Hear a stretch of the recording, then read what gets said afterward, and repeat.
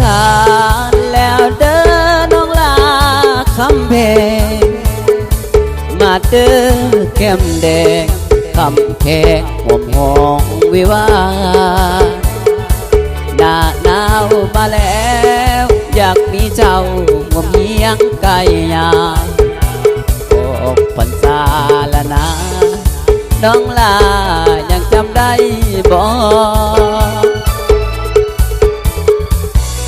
ตามคำสัญญาออกพรรษามาขอแน่นอนอยากมี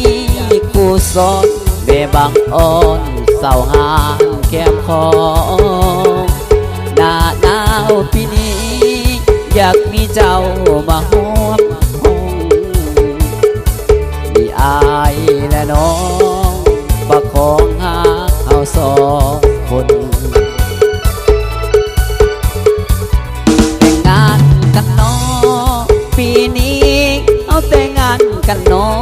งเดือนหน้ามาขอวันที่14 กุมภาสินสอดค่าดองยกให้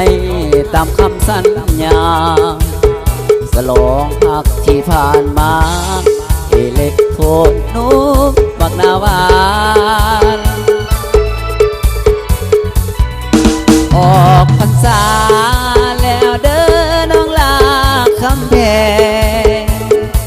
ต้องมีงานแต่งบุญแอวกลางเดือนกุมภา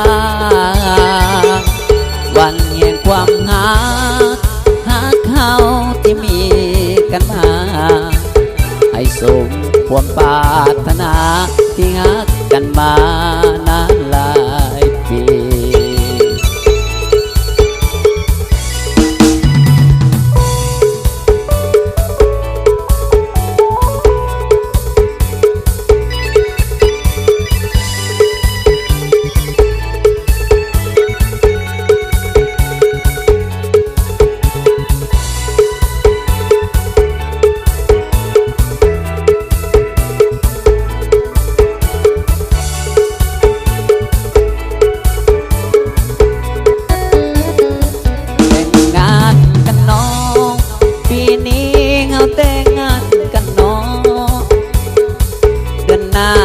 มาขอ